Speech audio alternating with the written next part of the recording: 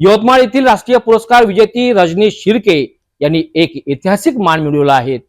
76व्या प्रजासत्ताक दिनाच्या परेड करिता दिल्ली करिता कर्तव्य पथावर त्या विशेष साक्षीदार म्हणून आमंत्रित केले आहेत। गणराज्य दिनानिमित्त दिल्लीतील कर्तव्य पथावर होणाऱ्या परेडला देशभरातील 10,000 विशेष पाहुण्यांना निमंत्रित केलं गेलं आहे। त्यात यवतमाळ येथील रजनी शिर्के यांचे नाव समाविष्ट आहे। त्यांना केंद्र सरकारतर्फे दिलं गेलेलं हे विशेष निमंत्रण राष्ट्रीय महत्त्वाच्या कार्यक्रमांसाठी दिलं जातं, ज्यामध्ये त्यांनी विविध क्षेत्रामध्ये केलेल्या उत्कृष्ट कामगिरीमुळे यावेळी स्थान मिळवलं आहे।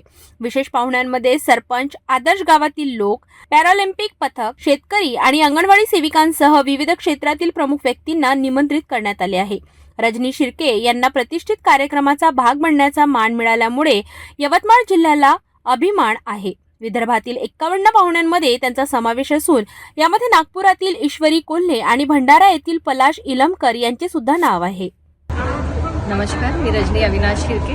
मला 2019चा राष्ट्रीय पुरस्कार मिळालेला आहे आणि आज खरंच मला एक खूप मोठा अभिमान वाटतं की भारत सरकारच्या वस्त्र मंत्रालयाद्वारा आम्हाला गणतंत्र दिवसाच्या समारोहावर आमंत्रित केलेलं आहे आणि हे भारतात पहिल्यांदा घडतं आहे। येथे सहसा प्रत्येक क्षेत्राची लोक येतात, पण आज एक कलाकार म्हणून आम्हाला आमंत्रित केलेलं आहे। ते माझ्यासोबत मी तर म्हणते पूर्ण महाराष्ट्राचा एक खूप मोठा अभिमान आहे की आम्ही कलाकारांना इतकं मोठं मान दिलं जातं।